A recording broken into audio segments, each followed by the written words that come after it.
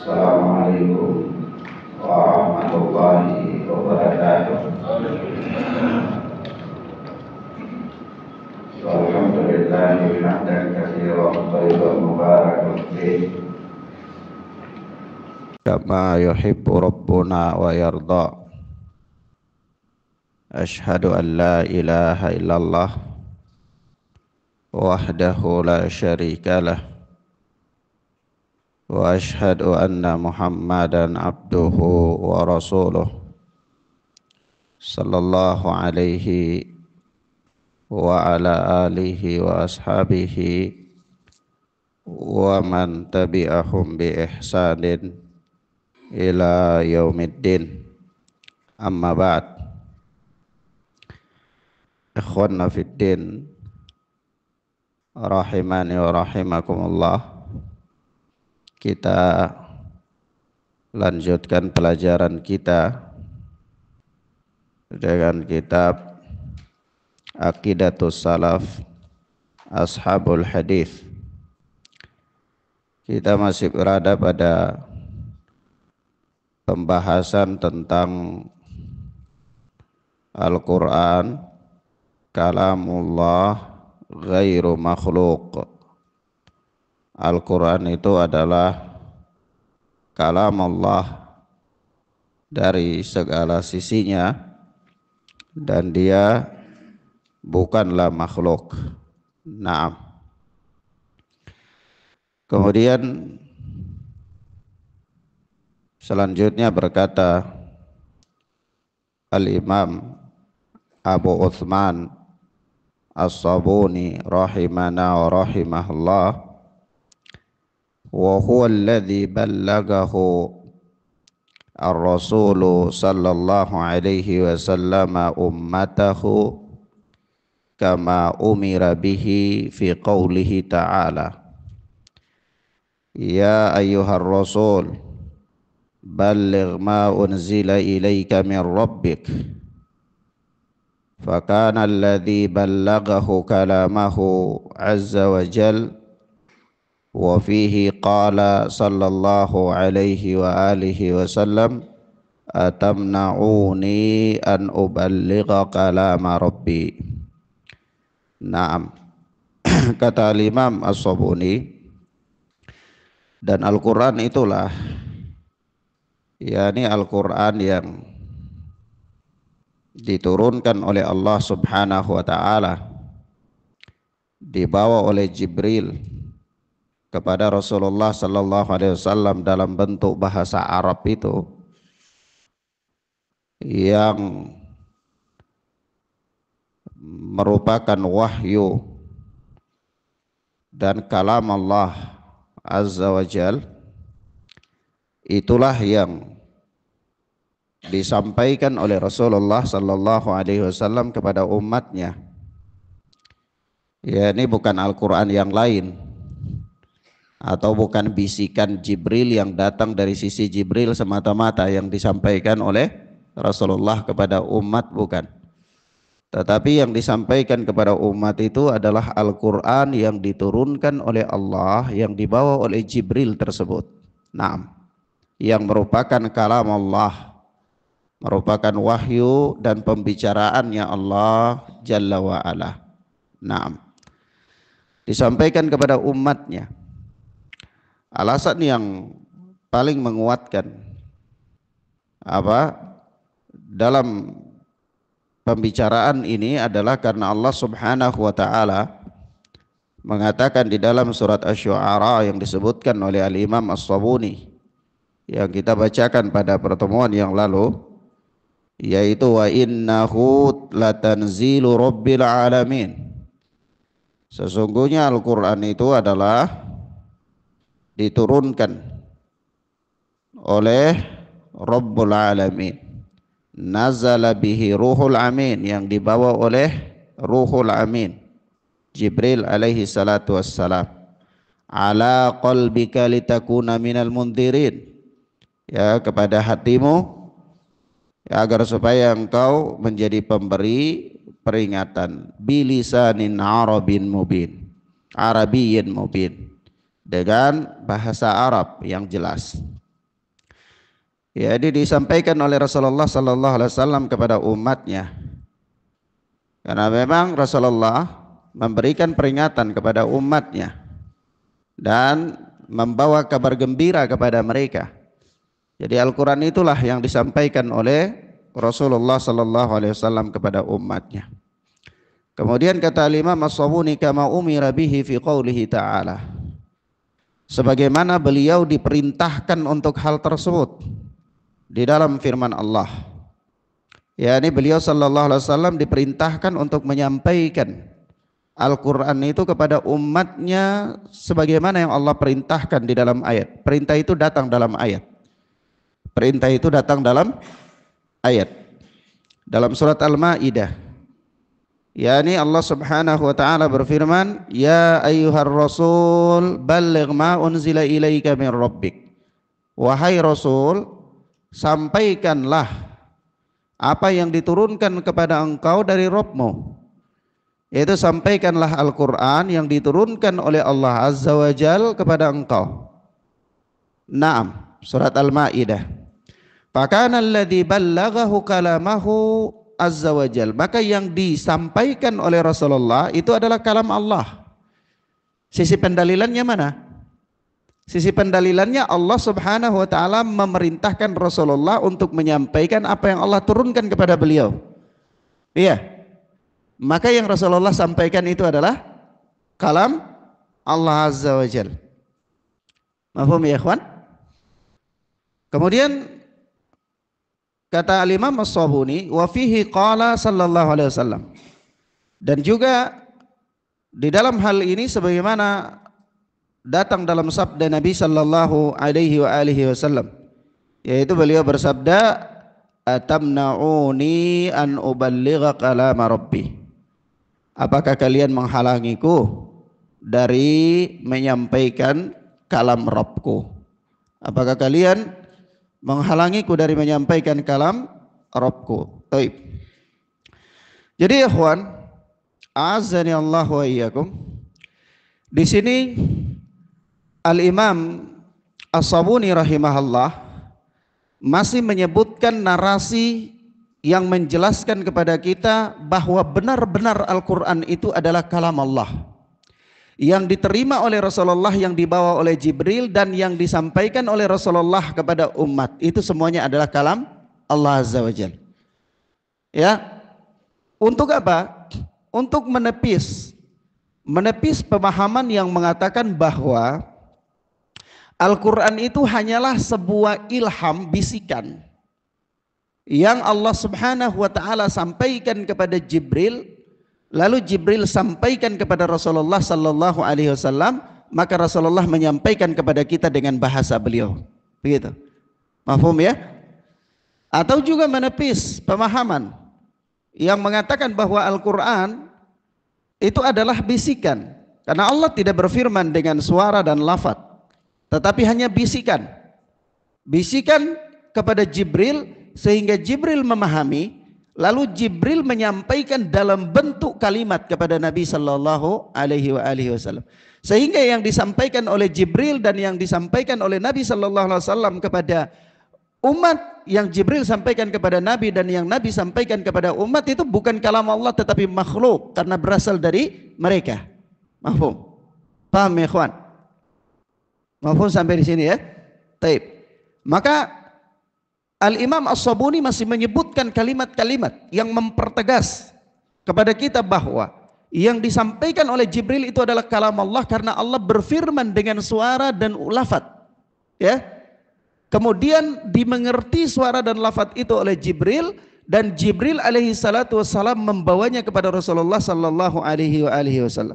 Rasulullah mengertinya dan Rasulullah pun menyampaikannya kepada kita sebagaimana adanya. Maka yang disampaikan oleh para perantara ini, baik dari kalangan para malaikat maupun dari kalangan para nabi, Jibril sebagai perantara, Nabi sallallahu alaihi wasallam sebagai perantara kepada umat, semuanya yang mereka sampaikan itu adalah merupakan kalam Allah Azza wa Jalla. Baik. Sisi pendalilannya apa? Ya, sisi pendalilannya di sini beliau menguatkan pendalilan beliau dengan surat Al-Maidah ayat yang ke-77. Yaitu apa? Ya ayyuhar rasul balligh ma unzila ilaika min rabbik. Di sini apa? Ayat selanjutnya itu ini ayatnya, ya ayyuhar rasul balligh ma unzila ilaika min rabbik wa illam taf'al fama balagta risalatah. Nah, ini jelas sekali kalimatnya. Itu wahai Rasul, sampaikanlah apa yang diturunkan oleh Rabbmu kepadamu itu. Sampaikanlah Al-Quran yang dibawa oleh Jibril yang merupakan kalam Allah itu kepada engkau itu, sampaikanlah kepada umat. Kalau engkau tidak lakukan, fama balagta risalah, maka engkau dianggap belum menyampaikan risalah. Engkau belum, fa illam taf'al fama balagta risalah. Kalau engkau belum menyampaikan, engkau tidak menyampaikan, maka engkau dianggap belum menyampaikan risalah. Artinya apa? Artinya bahwa Rasulullah sallallahu alaihi wasallam diperintahkan oleh Allah Subhanahu wa taala untuk menyampaikan wahyu itu kepada manusia, menjelaskannya kepada umat seluruhnya. Seandainya Rasulullah tidak menyampaikan, maka Rasulullah dianggap mengkhianati Allah Subhanahu wa taala dalam menyampaikan risalah. Kenapa? Karena Allah memerintahkan Rasul untuk menyampaikannya dan ada yang Rasulullah masih sembunyikan. Nah, mafhum ya? Maka sisi pendalilannya di sini yang Allah suruh perintahkan untuk disampaikan itu apa? Apa yang diturunkan oleh Allah. Lalu yang diturunkan oleh Allah itu apa? Telah berlalu. Kita jelaskan bahwa yang diturunkan oleh Allah itu adalah kalam Allah Azza wa Jalla. Maka Allah perintahkan Rasulullah untuk menyampaikan kalam Allah itu. Semuanya. Seandainya masih ada yang tersisa, maka yang belum disampaikan, maka Rasulullah dianggap mengkhianati risalah. Maka di sini ada satu faedah tambahan ya yang Anda sampaikan, bahwa disebutkan ya, diriwayatkan oleh Imam Bukhari di dalam sahihnya dari Aisyah radhiyallahu taala anha, bahwa Aisyah radhiyallahu taala anha pernah berkata, "Faman haddatsaka anna an-nabiy sallallahu alaihi wasallam katama syai'an minal wahyi fala tusaddiqhu fa inna Allah ta'ala yaqul ya ayyuhar rasul balligh ma unzila ilaika min rabbik wa illam taf'al fama balagta risalatah." Ini kata Aisyah, barang siapa yang menyampaikan kepada engkau bahwa ada sesuatu dari perkara agama ini yang masih disembunyikan oleh Rasulullah, yang belum disampaikan oleh Rasulullah secara tuntas agama ini, ya, fala tusaddiqhu, maka jangan engkau benarkan dia. Ya, dia itu bohong. Kenapa? Karena Allah berfirman, wahai Rasul, sampaikanlah apa yang diturunkan kepada engkau ya dari Rabbmu. Jika engkau tidak sampaikan, maka engkau dianggap belum menyampaikan risalah. Baik. Paham ya? Maka di sini faedahnya, faedah tambahannya bahwa agama ini telah sempurna. Agama ini semuanya telah dijelaskan oleh Rasulullah sallallahu alaihi wasallam. Ya. Berbagai macam sisi dan unsur yang membawa keselamatan kepada manusia dalam urusan dunia mereka dan akhirat mereka lebih-lebih lagi, itu sudah dijelaskan oleh Rasulullah. Tidak ada satupun yang tersisa yang belum dijelaskan oleh Rasulullah. Kenapa? Karena ayat mengatakan seandainya Rasulullah sallallahu alaihi wasallam masih menyimpan sesuatu yang belum dijelaskan, itu berarti Rasulullah dianggap belum menyampaikan risalah. Dan itu tidak mungkin. Itu apa? Itu tidak mungkin. Mafhum ya ikhwan? Taib. Satu. Yang kedua, sisi pendalilan yang kedua yang berkaitan dengan pembahasan kita ini adalah ketika Allah Subhanahu wa taala berfirman, apa? Balligh ma unzila ilaika, sampaikan apa yang diturunkan kepada engkau, maka Aisyah mengatakan kepada kita bahwa apa? Man haddatsaka anna nabiyya sallallahu alaihi wasallam katama syai'an minal wahyi, barang siapa yang menyampaikan kepada engkau bahwa Rasulullah menyembunyikan sesuatu dari wahyu, maka yang dimaksudkan Aisyah memahami bahwa Allah perintahkan Rasulullah untuk menyampaikan di sini adalah menyampaikan apa? Menyampaikan apa? Wahyu. Menyampaikan apa? Wahyu. Mafhum ya ikhwan? Maka Aisyah mengatakan barang siapa yang menyampaikan kepada engkau bahwa Rasulullah masih menyimpan sesuatu, masih menyembunyikan sesuatu dari wahyu, maka jangan engkau benarkan dia. Padahal Allah mengatakan, hai Rasul, sampaikan apa yang Allah turunkan kepada engkau. Maka yang dipahami oleh Aisyah, yang diturunkan oleh Allah kepada Rasul itu apa? Wahyu. Maka Al-Imam As-Sabuni di awal mengatakan Al-Quran itu kalam Allah, wahyunya, pembicaraannya, ya, dan seterusnya, kitabnya dan seterusnya. Baik. Naam. Mafhum ya ikhwan sampai di sini? Kemudian kita katakan sisi pendalilan yang kedua yang dijadikan dalil oleh Al-Imam As-Sabuni adalah hadis Nabi sallallahu alaihi wasallam. Hadis ini hakikatnya adalah merupakan penggalan daripada hadis yang diriwayatkan oleh Imam Bukhari, ya, oleh Imam Bukhari. Itu bahwa apa? Rasulullah mengatakan apa namanya? Atamna'uni an uballigha kalama rabbi. Affan hadin. Nah, hadis ini juga diriwayatkan oleh Al-Imam Ahmad rahimahullah di dalam musnadnya. Pun diriwayatkan oleh Al-Imam Bukhari itu di dalam Khalqi Af'alil Ibad, ya. Naam. Jadi sisi pendalilannya Rasulullah tidak mengatakan atamna'uni an uballigha makhluk. Ya. Apakah kalian menghalangi aku untuk menyampaikan makhluk, menyampaikan ciptaan, makhluk Rabbi, ciptaan Robku? Tidak, tapi Rasulullah mengatakan apa? Kalama Rabbi. Jadi Rasulullah menetapkan kepada kita bahwa Al-Quran itu adalah kalam Allah Azza wa Jalla. Ini sisi pendalilannya. Baik. Kemudian ini diantara apa? Sisi pendalilan yang dipakai oleh ahlul hadis untuk menetapkan bahwa Al-Quran itu adalah kalam Allah Azza wa Jalla. Kemudian Al-Imam As-Sabuni berkata selanjutnya, wa huwa alladhi tahfaduhu as-sudur wa tatluhu al-sinah wa yuktabu fil masahif kaifa ma tasarrafa bi qiraati qari'in wa lafdhin lafid wa hifdhin hafid wa haitsu tuliya wa fi ayyi mawdi'in quri'a au kutiba fi masahifi ahli al-islam wa alwahi sibyanihim wa ghairiha kulluha kalamullahi azza wa jal wa huwal qur'anu bi ainihi alladhi naqul innahu ghairu makhluqin faman za'ama annahu makhluq fahuwa kafirun billahil azim.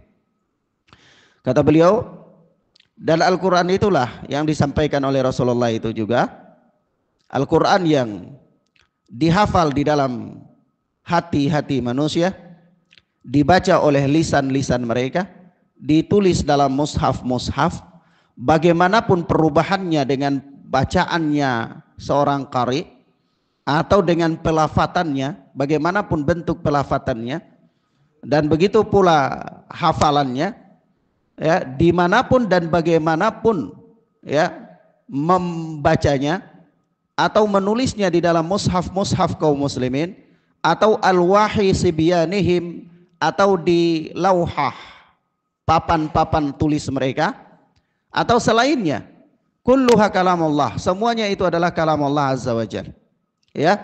Wa huwal qur'anu bi ainihi alladhi naqul innahu ghairu makhluq faman za'ama annahu makhluqun fahuwa kafirun billahil azim. Jadi barang siapa yang mengatakan bahwasanya, ya, Al-Quran itu makhluk, ya, maka sungguh dia telah kafir kepada Allah yang Maha Agung.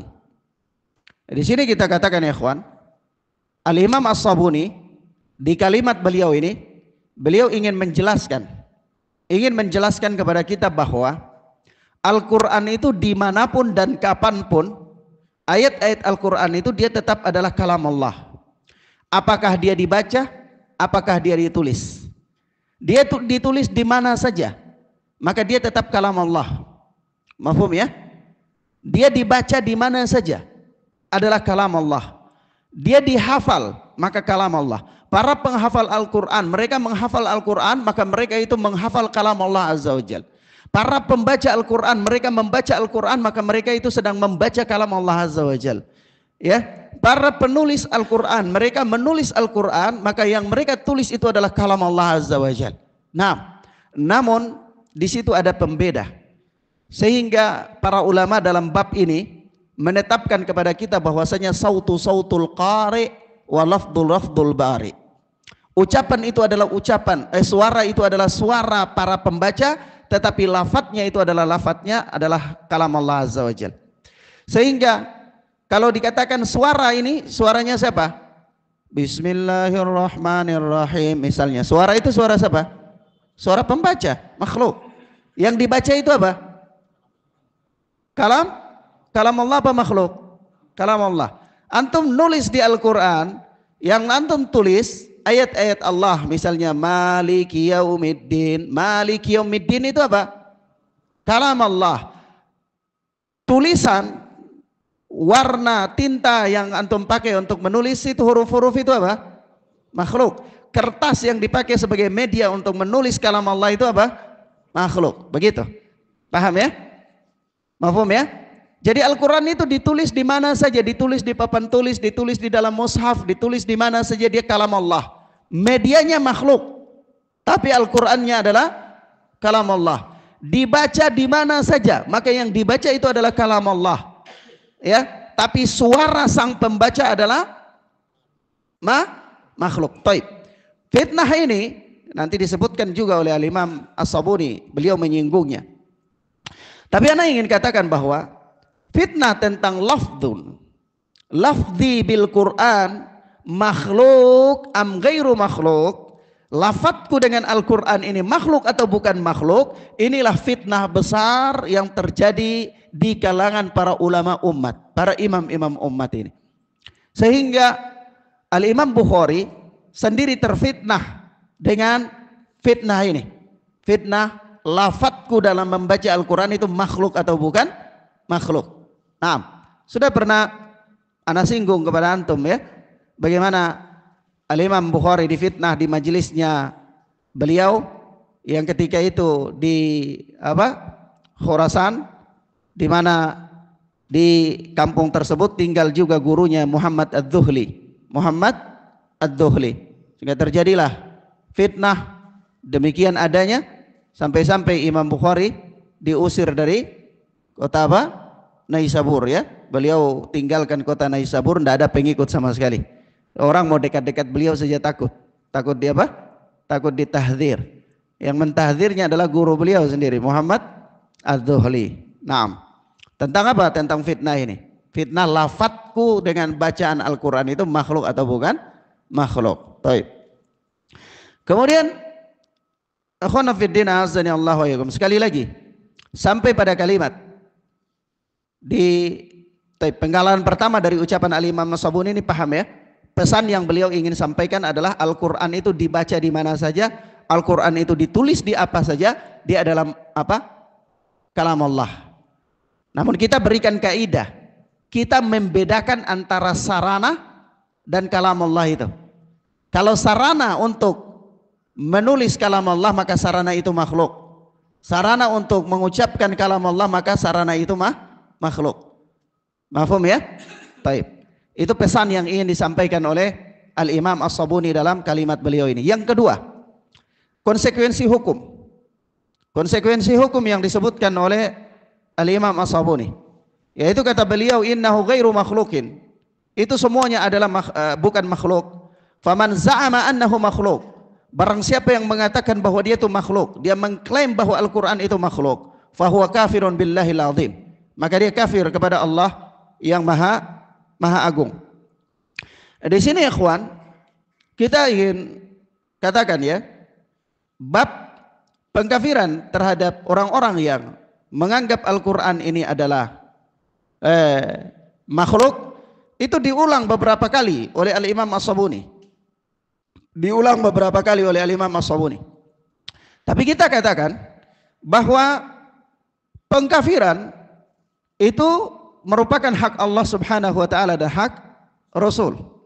Sehingga seseorang tidak bisa dijatuhi vonis hakim, vonis kafir, atau tidak bisa ditetapkan hukum kepadanya kecuali apabila qamat alaihil hujjah, apabila telah tegak hujjah atas dirinya. Apa fungsinya tegaknya hujjah itu? Fungsinya tegaknya hujjah itu adalah untuk menyingkirkan penghalang-penghalang dan menetapkan syarat-syarat. Ya, karena syarat-syarat dan penghalang-penghalang itu akan terpenuhi pada sebuah vonis hukum itu dengan cara ditegakkannya hujjah. Ditegakkannya apa? Hujjah. Mafhum ya, ikhwan? Jadi menegakkan hujjah itu memberikan pemahaman. Jadi orang-orang yang mengatakan bahwa zaman ini tidak ada lagi orang udzur bil jahl. Tidak ada. Kenapa? Karena orang-orang sudah sarana untuk mendengar dakwah itu sudah banyak. Orang sudah bisa dengar radio, orang sudah bisa lihat televisi, orang sudah bisa baca majalah. Maka orang-orang yang terjatuh dalam syirik itu tidak ada lagi udzur bagi mereka. Hatta mereka itu awam, tidak ada udzur bagi mereka. Ya, karena hujjah sudah ditegakkan. Paham ya, ikhwan? Mahfum ya? Maka kita katakan kalau cara penegakan hujjah dengan model seperti ini, maka tentu Rasulullah sallallahu alaihi wasallam sudah menegakkan hujjah kepada seorang sahabat yang datang kepada beliau membawa apa? Khamar. Sudah ana jelaskan dalam pelajaran apa? Syarh Sunnah Al-Barbahari, ya. Maka Rasulullah katakan kepada dia, apakah engkau tahu khamar ini haram? Dia iya tahu ya Rasulullah. Rasulullah larang. Begitu Rasulullah larang, dia kasih ke temannya, sudah kalau itu ambil aja kau jual, ya. Barangkali bisa pakai uangnya. Maka dijelaskan juga hukumnya oleh Rasulullah sallallahu alaihi wasallam. Padahal ini kaum muslimin ketika itu, dan dia tahu bahwa khamar itu telah diharamkan. Itu pendalilan pertama. Pendalilan yang kedua, ya kita ingin katakan bahwa Al-Imam Ahmad rahimahullah sebagaimana dinukil oleh Syekhul Islam Ibn Taimiyah di dalam Majmu' Fatawa, ya, bahwa Syekhul Islam Ibn Taimiyah menyebutkan kisah bahwa Imam Ahmad rahimahullah itu berkeyakinan bahwa barang siapa yang berkata Al-Quran itu makhluk, dia kafir. Itu keyakinan Imam Ahmad, ya. Tetapi Imam Ahmad ketika berhadapan dengan Ma'mun, itu Imam Ahmad tidak mengkafirkan Ma'mun, khalifah ketika itu. Tapi Imam Ahmad mendoakan Ma'mun. Imam Ahmad mendoakan beberapa penguasa-penguasa di zaman itu yang semuanya terinfeksi oleh pemikiran Mu'tazilah. Imam Ahmad mendoakan kebaikan kepada mereka. Sisi pendalilannya adalah seandainya mereka itu kafir secara pribadi, tidak mungkin Imam Ahmad mendoakan mereka. Ngapain mendoakan ampunan oleh Allah kepada orang kafir? Mahfum ya, ikhwan? Paham ya? Ini sisi pendalilan yang kedua. Tapi karena dalam pandangan Imam Ahmad, beliau itu tidak murtad, mereka yang mengatakan itu tidak murtad, maka Imam Ahmad masih mendoakan istighfar, memohonkan ampunan kepada mereka. Penguasa. Mafhum ya, ikhwan? Paham sampai di sini ya? Paham ya? Nah, dalam pandangan Imam Ahmad berpandangan bahwa orang yang mengatakan Al-Quran itu makhluk kafir. Tapi ketika berhadapan dengan orang-orang yang mengatakan itu, Imam Ahmad tidak mengkafirkan mereka. Bahkan Imam Ahmad masih mendoakan kebaikan kepada mereka. Lihat keterangan Syekhul Islam Ibn Taimiyah dalam Majmu' Fatawa, ya, jilid yang ke-12. Nah, mafhum ya, ikhwan? Sampai di sini paham ya? Ini sisi pendalilan. Kenapa begitu ya, ikhwan? Kenapa vonis kafir tidak terjadi kepada mereka? Karena bukan hanya sekedar dengan mendengar bahwa Al-Quran itu menurut Imam Ahmad. Jadi begini, ada kita awam ini, kita dengar berita Imam Ahmad mengatakan barang siapa yang mengatakan Al-Quran itu makhluk kafir, atau kita mengatakan mendengar Imam Ahmad mengatakan Al-Quran itu kalam Allah. Apakah dengan pendengaran seperti itu lalu kita dikatakan telah tegak hujah kepada kita? Apakah dengan cara seperti itu lalu dikatakan telah tegak hujah? Belum. Seandainya dengan cara seperti itu sudah dikatakan tegaknya hujah, maka berarti hujah sudah tegak kepada penguasa-penguasa ketika itu. Mafhum ya, ikhwan? Sampai mereka berdebat dengan Imam Ahmad. Penguasa memanggil para pemuka-pemuka tokoh Mu'tazilah untuk berdebat dengan Imam Ahmad di hadapan para penguasa. untuk menyaksikan dalil-dalil yang disampaikan oleh Al-Imam Ahmad dan oleh orang-orang yang mengusung pemahaman Mu'tazilah itu. Mafhum? Dari beberapa raja, 3 khalifah, itu Imam Ahmad ditangkap, Imam Ahmad dipenjara, Imam Ahmad dihukum, ya. Dan 3 penguasa berlaku di zaman itu pemahaman yang mengatakan bahwa Al-Quran adalah makhluk. Di samping itu para ulama banyak selevel Imam Ahmad, teman-teman beliau, murid-murid beliau yang juga telah mendengungkan Al-Quran itu adalah kalam Allah. Ada yang secara terang-terangan, ada yang secara sembunyi-sembunyi karena mereka takut ditangkap, dihukum, disiksa dan lain-lain. Tapi yang jelas Imam Ahmad secara terang-terangan sampai beliau ditangkap oleh penguasa. Maka apakah dakwah terang-terangan, pemahaman terang-terangan yang disampaikan oleh Imam Ahmad ketika itu cukup menjadi hujjah untuk para penguasa? Cukup enggak? Belum cukup. Buktinya Imam Ahmad masih mendoakan mereka. Mafhum ya ikhwan? Sampai di sini paham? Baik. Maka yang dinamakan dengan tegaknya hujjah itu memberikan penjelasan sampai orang itu paham. Kalau seandainya penjelasan itu ada tapi dia tidak paham, itu juga tidak bisa dikatakan tegak hujjah. Mafhum ya? Paham ya? Namanya tegak hujjah, maksudnya menegakkan, meluruskan pemahamannya itu dengan hujjah. Sampai dia sudah paham tapi dia masih ngeyel, itu baru. Tapi kalau dia belum paham apa yang antum bicarakan, ya repot. Sekarang saya sudah sampaikan hujjah, baca Al-Quran, baca, tapi dia ini nggak paham. Antum sebutkan dalil Al-Quran, sunnah, antum sebutkan semuanya, tapi dia nggak paham, pemikirannya belum duduk dengan benar. Ya, itu sudah dikatakan tegak hujjah? Hah? Belum. Itu belum dikatakan tegaknya hujjah. Mafhum ya ikhwan? Paham ya? Sampai di sini antum paham? Taib. Sebab itu Syekh Rabi bin Hadi Al-Madkhali hafizana wa hafizahullah ketika menjelaskan ya pembahasan ini di dalam syarah beliau terhadap akidah salaf ashabul hadis ini, beliau berkata begini ketika membahas kalimat yang mengatakan barang siapa yang mengatakan Al-Quran ini makhluk maka dia kafir kepada Allah Azza wa Jalla. Kata beliau, wa huna la budda min bayani syai'in. Di sini kita harus menjelaskan satu perkara, wa huwa, yaitu anna man qamat alaihil hujjah fahuwa kafir. Barang siapa yang telah tegak baginya hujjah namun dia ngeyel, maka dia kafir. Wa tantabiqu alaihi hadhil ahkam, maka berlakulah kepadanya hukum-hukum ini. Hukum-hukum apa? Hukum-hukum orang kafir. Nanti di kalimat selanjutnya itu kan Imam Sabuni sebutkan hukum-hukum orang yang mengatakan Al-Quran makhluk itu kan ada hukum-hukumnya. Yaitu apa? Dia tidak boleh disolati, dia tidak dijenguk, dia tidak dikuburkan di pemakaman muslim dan seterusnya ya. Karena ini bagi orang yang telah tegaknya hujjah.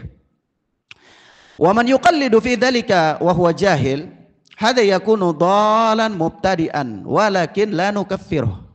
Kata Syekh Rabi hafizana wa hafizahullah, ya, barang siapa yang hanya bertaklid saja, dalam bab ini dia bertaklid, hanya mengikuti, dia hanya mengikuti, dalam keadaan dia itu jahil, belum tegak hujjah bagi dia, maka posisinya dia itu sesat, ahli bid'ah, tapi kita tidak mengkafirkan dia. Kita tidak mengkafirkan dia. Maka ingat di sini, berarti Syekh Rabi juga berpandangan bahwa pengkafiran itu harus ada iqamatul hujjah untuk menghilangkan penghalang dan menetapkan syarat. Dan menetapkan apa? Syarat. Sehingga kalau ulama berbicara tentang perbuatan ini kafir, perbuatan ini kafir, perbuatan ini kafir, maka itu yang dimaksudkan adalah hukum am, bukan ta'yin. Hukum apa? Hukum secara umum, bukan hukum secara pribadi-pribadi, bukan tunjuk hidung seseorang. Taib. Jadi kalau ada yang mengatakan bahwa Salafiyun itu mereka gemar mengkafirkan orang, itu keliru. Dia keliru. Kita hanya menyebutkan hukum. Tapi kalau pribadi-pribadi orang tidak, kita tidak menyebutkan, kita tidak bergampang-gampang dalam mengkafirkan pribadi-pribadi orang. Tapi kalau menyebutkan hukum, iya kita sebutkan hukum. Perbuatan ini hukumnya ini, perbuatan ini hukumnya ini, begitu. Ya. Nah, taib. Kemudian selanjutnya Al-Imam As-Sabuni rahimahullah berkata, Sami'tu Syekhana Al-Hakim Aba Abdillah Al-Hafidh yaqul Aku pernah mendengar guru kami, ya, Al-Hakim Abu Abdillah. Ya, ini jadi Al-Imam Al-Hakim ini Al-Hakim di sini nih Imam Al-Hakim, ya. Imam Al-Hakim. Ya. Abu Abdillah Al-Hakim An-Naisabur. Ini beliau Imam Al-Hakim, penulis kitab apa? Mustadrak. Penulis kitab Mustadrak. Jadi beliau punya murid kepada Al-Imam As-Sabuni, ya. Al-Imam As-Sabuni ini gurunya juga Al-Imam Al-Hakim. Al-Imam Al-Hakim itu hidup pada tahun 321 Hijriah, ya, wafat pada tahun 405 Hijriah. Lahir tahun 321 Hijriah, wafat tahun 405 Hijriah. Beliau ulama ahli hadis. Madhab beliau apa? Madhab beliau apa? Madhab Syafi'i. Madhab Syafi'i. Ya. Kata Al-Imam As-Sabuni, aku mendengar Syekhana, guru kami, Al-Hakim Abu Abdillah Al-Hafidh rahimahullah yaqul, ya, mendengar guru kami Al-Imam Al-Hakim berkata, sami'tu Imam Abul Walid Hasan bin Muhammad yaqul. Aku pernah mendengar Imam Abul Walid Hasan bin Muhammad berkata, sami'tu al-Imam Abu Bakar Muhammad ibni Ishaq bin Khuzaimah. Ini Imam Ibnu Khuzaimah. Imam Ibnu Khuzaimah. Imam Ibnu Khuzaimah itu ahli hadis, ya. Beliau madhabnya apa? Madhab fikihnya Syafi'i. Jadi ini akidah Syafi'iyah ini. Akidah Syafi'iyah, ya. Al-Imam Al-Hakim, Al-Imam Ibnu Khuzaimah yakni Al-Imam Abu Ishaq Ibnu Khuzaimah, Abu Bakar, kunyahnya itu Abu Bakar Muhammad bin Ishaq, ya, kunyah beliau Abu Bakar Ibnu Khuzaimah, lahir pada tahun 223 Hijriah, wafat pada tahun 311 Hijriah. Wafat pada tahun 311 Hijriah, lahir pada tahun 223 Hijriah. Al-Imam Ibnu Khuzaimah punya kitab hadis namanya kitab Sahih. Ya, Sahih Ibnu Khuzaimah. Beliau punya kitab dalam bidang akidah namanya kitab Tauhid. Ya, di dalam kitab Tauhid ini beliau menetapkan sejumlah nama dan sifat-sifat Allah. Seperti Al-Imam Al-Hakim Al-Imam Ibnu Khuzaimah di dalam kitab Tauhidnya beliau menetapkan adanya ru'yatullah. Nanti di hari kiamat ada makhluk itu melihat Allah. Kemudian Allah dapat dilihat di situ. Kemudian beliau menetapkan sifat apa? Istiwa bagi Allah. Juga beliau menetapkan sifat yad bagi Allah, tangan bagi Allah Subhanahu wa taala. Ini ditetapkan oleh Al-Imam Ibnu Khuzaimah di dalam apa? Kitab Tauhid beliau, dalam kitab Tauhid. Taib. Beliau berkata, yaqul, Imam Ibnu Khuzaimah berkata, Al-Qur'anu kalamullah ghairu makhluk. Al-Qur'an adalah kalam Allah, bukan makhluk. Al-Qur'an kalam Allah, bukan makhluk. Jadi sebenarnya kalau ya kita mengaku sebagai Syafi'iyah, ya kita harus menukil akidah-akidah para imam-imam yang bermadhab Syafi'i. Nah, akidah-akidah imam-imam yang bermadhab Syafi'i ini diantaranya ini Imam Ibnu Khuzaimah yang mengatakan bahwa Al-Quran itu kalam Allah ghairu makhluk. Faman qala innal Qur'an makhluk, barang siapa yang mengatakan Al-Quran itu makhluk, fahuwa kafirun billahil azim. Dia kafir kepada Allah yang Maha Agung. La tuqbalu syahadatuhu wa la yu'adu in marida wa la yusalla alaihi in mata wa la yufda wa la yudfanu fi maqabiril muslimin wa yustatabu fa in taba wa illa duribat unuquh. Kata beliau, kalau ya dia mengatakan barang siapa yang mengatakan Al-Quran itu makhluk, maka dia kafir kepada Allah, tidak diterima persaksiannya, tidak boleh dijenguk kalau dia sakit, tidak disolati kalau dia wafat, tidak dikuburkan di pekuburan kaum muslimin, dan dia diminta bertaubat. Kalau dia bertaubat, iya. Tapi kalau dia tidak bertaubat, duribat unuquh, dia dibunuh, dia penggal, dibunuh. Nah, dibunuh sebagai hukum apa? Sebagai had sebagai riddah? Dibunuh sebagai riddah, murtad. Dibunuh sebagai orang murtad, bukan hukum had, ya. Mafhum, ya? Nah, tapi dibunuh itu bukan karena seperti orang yang meninggalkan salat. Seandainya kalau sampai dia dibunuh oleh hakim, maka dia dibunuh itu, kata para ulama, orang yang meninggalkan salat dibunuh oleh hakim itu mereka berbeda tentang hukumnya, dibunuh karena hukuman atau dibunuh karena kemurtadan. Paham ya ikhwan? Nah ini sama. Nah, ini di bab ini dibunuh bukan karena hukuman tapi dibunuh karena kemurtadan. Maksud ana, paham maksud ana ya? Karena dia dianggap murtad. Baik. Karena hukuman bagi orang murtad itu apa?